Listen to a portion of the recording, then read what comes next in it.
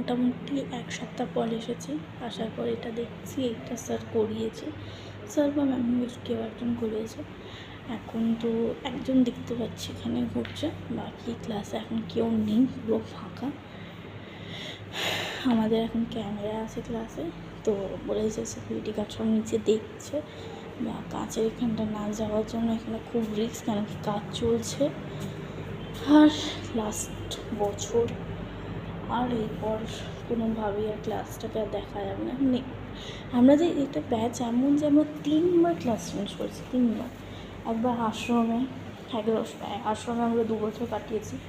তারপরে কাটিয়েছি হচ্ছে আশ্রমে 2 বছর কাটাবার পর আমরা কাটিয়েছি এখানে পাখা যে লাগিয়েছি, পাখার কোনো তার নেই, তারটা এখনও সেরকম মধ্যে চলছে। তার ওখানে আছে কিন্তু কানেক্টই করে না, ওখানে শুধু 2টো চার্জ, দেখো প্লাগ নিচে পড়ে আছে, আছে, আর কিছু নেই। আমি জুতোটা খুলে ঘুরছি, মানে এত পাটা মানে ব্যথা করে যাচ্ছে, ওই জন্য জুতোটা খুলে ঘুরছি। প্রথমে আমরা আশ্রমে 2 বছর কাটিয়েছি, তারপরে থার্ড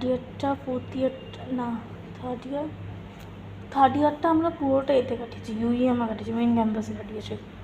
4th ইয়ার এখন নতুন একটা ক্যাম্পাস, বলবো না এটা অফিস, কর্পোরেট অফিসটাই, বাট এসি টেসি দিয়েছে, এটাই আমরা আশ্রমে খুব মিস করতাম। মানে আশ্রমে এসি ছিল একটা, এরকম রুমটা এরকম বেশ বড়োই ছিল, ভিডিওগুলোতে দেখলে বুঝতে পারবে আগের ভিডিওগুলো।